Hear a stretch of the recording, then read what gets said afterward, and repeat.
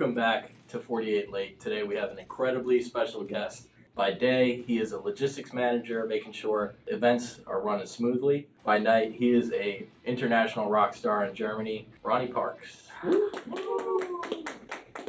Thank you. My name is Ronnie Parkes. I'm 58 years old. I've been playing music now semi-professionally, I guess, when I was younger, and turned over to professional 30 years ago. I play guitar and bass. Professionally in the bands, I play bass now. I'm in the single original band, Bonfire, Germany. And then I play in New Jersey, I play in Slippery When Wet, Bon Jovi tribute band. How about like as a logistics manager? What do you do as a logistics manager? And I mean, all I do really is organize. I go through everything, all the jobs that we have. And then I take them and put like a schedule together and say, okay, this guy's driving this truck and you're delivering it here. And this is the person you got to contact. And so I just kind of like making an itinerary almost. And then just go around and look for problems and issues and try to fix things. So I'm not really familiar with Bonfire. Could you explain it for the people that are listening to kind of what Bonfire is? Bonfire started in 1972 as a band called Cumin. They got a record deal and they started doing really well. Got a new record deal and the record label said, we need to change the name. So they came up with Bonfire. And this was 1986, I believe. And they came out with 3 albums. The second album was actually their biggest album. It was a gold record in Germany. Thousands of people would show up every show, 4,000 people or something. There was the Scorpions from Germany. Bonfire would be the next Scorpions. They were a big underdog. They came to the United States under their big record deal. They started recording and they were out in LA and they worked with Desmond Child, who wrote Living on a Prayer. And then they kicked the guitar player out, whose band it was. And then from there, it just kind of fell apart. Band ended up breaking up, so they never really got success in the United States. We were very popular in Germany. If you go to Germany or somewhere, everybody, you say, oh, you ever hear of Bonfire? Oh, yeah. But if you come here, maybe 1 in 15 people know it. It's weird, I'm famous there. We reached the 100,000 subscribers on the YouTube page. Nice. I think on Spotify we have like 120,000 monthly listeners. Do you ever find you using your logistics skills while on the road? Actually, I'm going to be the tour manager for the rest of this year. Come January or February, we'll decide if we want to look for a manager and a tour manager. At what age did you realize that you had to have that mindset, be successful? That was around like 13 probably, I'd say. Yeah, like once you get out of grammar school and you're in high school, you start saying, okay, what am I going to do with my life? And if you have something, whatever it is, if you want to be the best grass cutter in the world, always thinking like, okay, I'm going to be on the cover of Lawn and Grass Weekly. I want to be that guy. You go out and you practice mowing the lawn. And you go and you buy the best fucking lawnmower you can get and, maybe even try to fix it up yourself, make it a little better. In order to do this, in order to be this way, you have to kind of have a drive and somewhere where you're going. So you're going to end up somewhere. So you have a vision and you have determination and you have a drive to try to accomplish bigger thing than you. So I constantly think like that anyway. So it's me that I bring in. Next up, we've got our Wheel of 100 Questions. It's exactly what the name sounds like.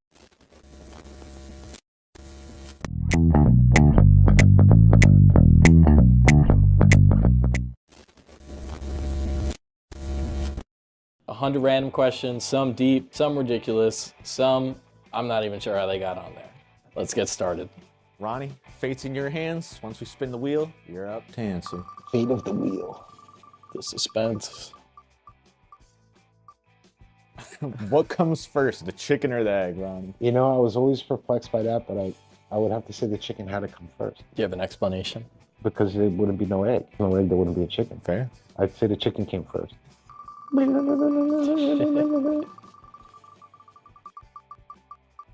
If you give your younger self advice, what would you tell yourself? Whoa, that first marriage you're getting into? Think about that a little bit. That's some good advice. Which side do you peel a banana? Actually, I just learned peel the banana from the bottom. That's what I was saying. Both of them disagree. They called me crazy. If you're a monkey, yes, and the monkeys pull it from the bottom, but humans... They do that for a reason. Right. Because If you pull it from the top, you get all the strings. And if you pull from the bottom, you don't get the strings. Monkeys know best. Monkeys know best. These are pretty good questions, actually. Favorite road snack? Lieberkäse.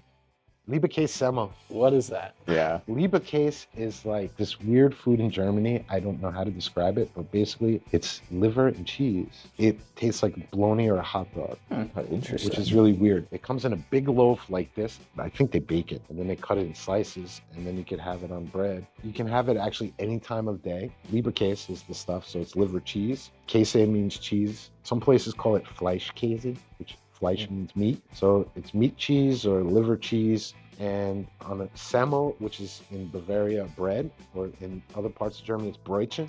And then Senf is mustard. So scharf Senf, spicy mustard. Ooh, one of my favorite snacks. Most expensive mistake you've seen while working, either in your logistics life or your rock star life? Oh, probably when we bought the new 20-foot truck and it went on fire. It caught on fire. Brand new truck. That truck cost like $120,000 or something. Right. And the people wired it wrong. So when they tried to use the lift key, the whole truck went on fire. Brand new. God. We just brought it back from the dealer. We tried to test it first before we left. So I said, okay, just put it down and make it go back up. It was going up so slow. I'm like, I don't think this is actually going to lift anything. Get some sandbags. Let's throw some sandbags on the lift gate to really test it, see if it can lift some weight. As it started going up, all of a sudden the whole thing went on fire. It was too much weight. So if we actually would have drove into Manhattan to deliver, the truck would have caught on fire in the street in Manhattan, which would have been a really huge And that would have made the news. and expensive mistake. I have a picture at my desk. Somebody drew the truck in flames. It's definitely an iconic day. Let's see what the wheel brings. Toughest part of driving in New York City? Oh, the speed limit. Just want to go red lights, fast. the cameras. Red right? light cameras, speed limits. People don't stay in their lanes. They keep switching lanes. Double parking. If you can drive in New York City, you can drive anywhere. Definitely, no doubt. Even like across Europe, you think? Oh yeah, absolutely. Anywhere. If you can drive in New York City, you can drive anywhere. New York City's the test. It is. It is. What advice would you give up-and-coming rock or metal musicians trying to build a career today? Don't do it. No, just never give up, man. You believe in what you do. Don't try to change for whatever is coming now. Do what it is that you do, because that's what you're going to do best. You know, get yourself a manager or some kind of person that's helping you, and don't give up. For everybody's different. At first you said don't do it. Is that just like because it's like so hard to break into the industry nowadays? Yeah, or? it's even harder now. For somebody to start now, there'll never be another Eagles or Foreigner or Pink Floyd or something. There'll never be one of these bands. Even Metallica. There'll never be another Metallica. All right. What does relaxing look like for you? How do you relax? Smoke weed. That's the go-to That's method? my go-to. Yeah. Fair enough, yeah.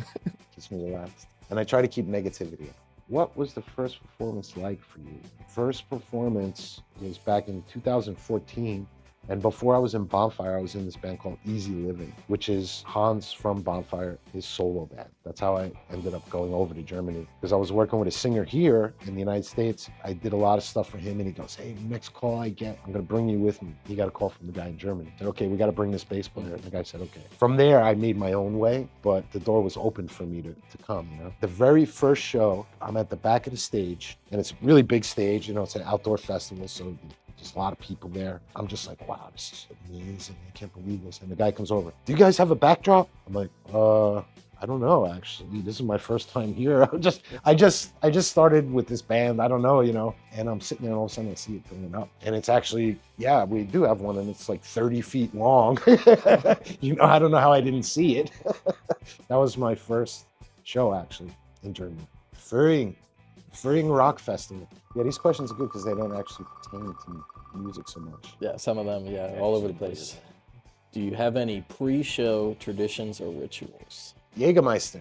It's a classic. Jägermeister, it's a classic, yeah. We do a shot of Jägermeister before every show.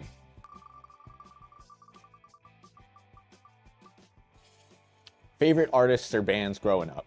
I was very inspired back in the early 70s by early Kiss, because it was so freaky, man. It was like, you know, there was nothing like that. That back then was like, whoa, that's heavy, you know? And it was like over the top with the makeup. Guys are like 10 feet tall, you know?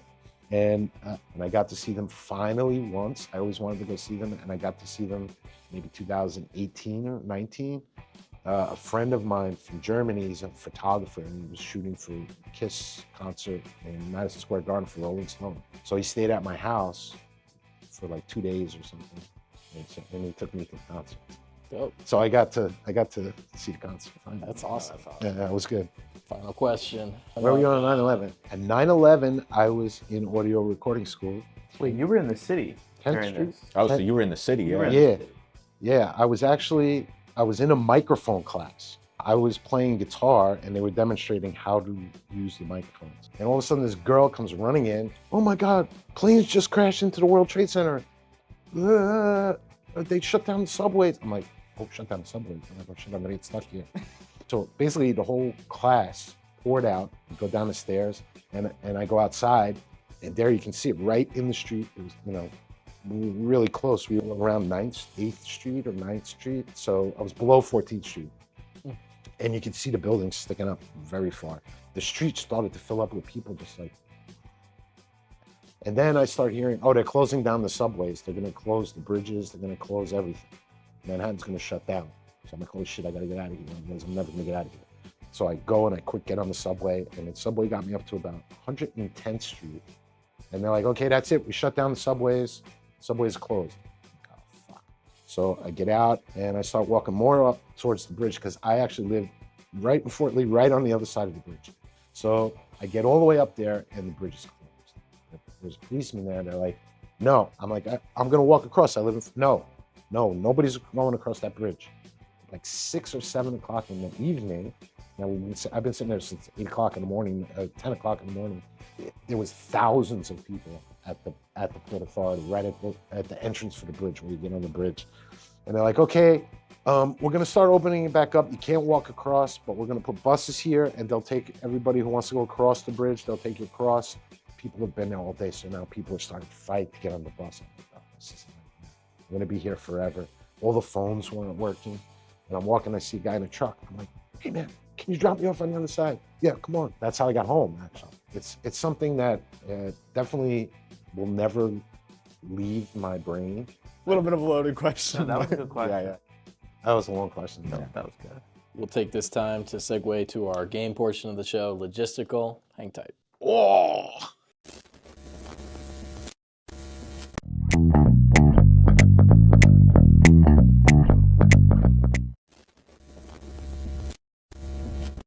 For this last segment, Ronnie, we didn't want to just ask you questions.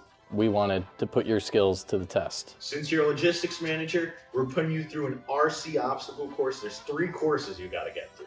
We're going to put your rock star skills to the test and see if you can answer some questions along the way. Let's do it. And to sweeten the pot even more, if you are successful, you'll get $50 in Dogecoin. Wow. But if you're unsuccessful, you risk a baguette beatdown. A baguette beatdown. Yeah. Uh-oh. I don't know if I like that. Let's get right into this first challenge. For your first challenge, you'll be driving the RC truck through an obstacle course, deliver the truck on time, and reach the end for your first trivia challenge. Don't forget, $50 worth of Dogecoin is on the line. Ooh. Are you up for the challenge? I'm up for it. Let's get it. In 3, 2, 1.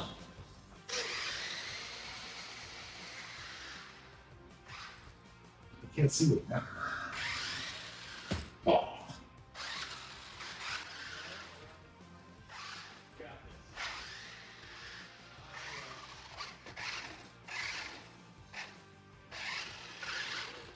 I was getting the hang of it. I know I can't see it again.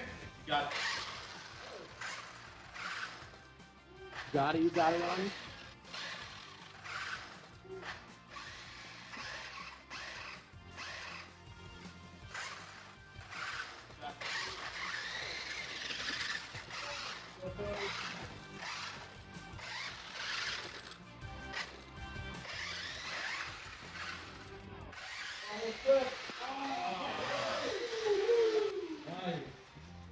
All right, Ronnie, your first trivia question, getting you one step closer to winning $50 Dogecoin.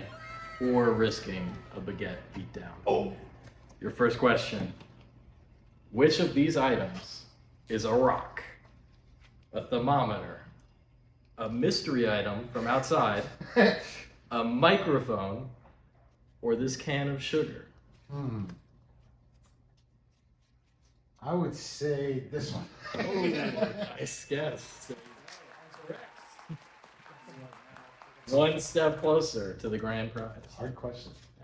All right, Ronnie, for your next challenge, you're going to be barreling this truck down the aisle to knock down 15 stage legs over there. We'll give you a couple tries. Hopefully you get them all on the first go, but your goal is to knock them all down. Let's do it. All right, Ronnie. 3, 2, 1.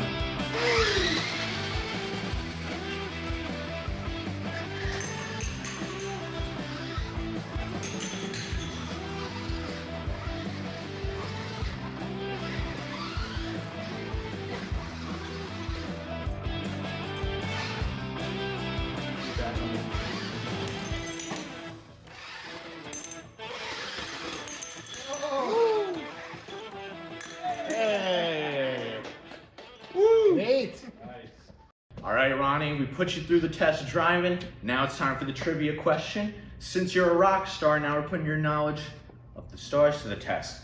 Pick out the map that you think is a star map out of these options. Which one of these is screaming a star map to you? Tough choices. Let's see. It couldn't be JCPenney. I would have to say it would have to be this one that has the Aquarius, Sagittarius. Is that your final answer? Yeah, that's my final. That is correct, Ronnie. Move on to the next round. Man, these are tough questions. All right, Ronnie. Time for the ultimate challenge now. Now you gotta get the RC car over the bridge, around the corner, up into the ramp, into the back of the truck. You think you got this? I think I got it. I'm feeling the $50 Dogecoin. Remember. Wow! All on the line for the Dogecoin. Yes. But if you lose, baguettes are in the future. Bad baguettes. Let's get this going. All right, let's do it. Woo! All right. 3, 2, 1, go.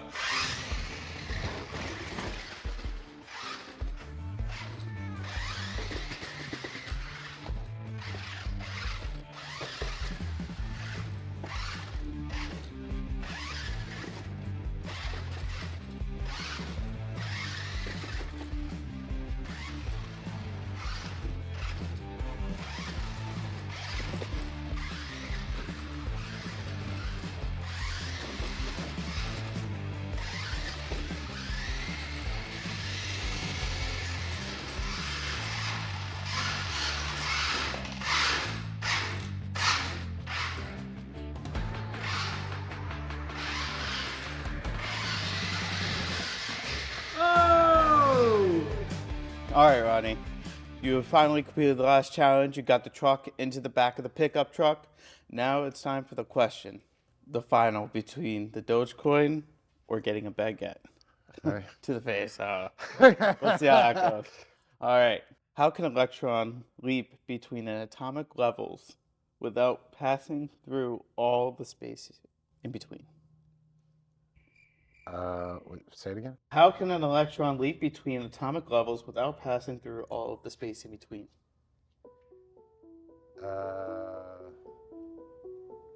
Photosynthesis? I don't know. I'm sorry, Ronnie. Your chances of getting the Dogecoin have gone out the window, and I'm sorry, but the baguettes are going to be coming your way. Cheers, guys. Ronnie, thank you so much for coming out. You survived the wheel of 100 questions. And Logistical, you did a great job. Thank you for being part of it. I did, and now you got me lunch. So we're all good. Thank you very much for having me. It was a pleasure to be here, guys. It was a lot of fun.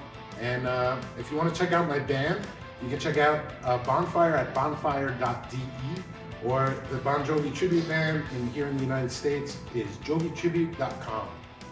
Now, Ronnie, don't worry. Even though you did lose the challenge, we're going to still send you home with the $50 of Dogecoin. Oh, wow. You guys are nice. Woohoo! If you guys would like to see somebody that we would interview next, please let us know in the comments and we'll see who we can bring in next. Thank you so much for watching this episode of 48 Late. Who do you want to see us interview next? Stay tuned.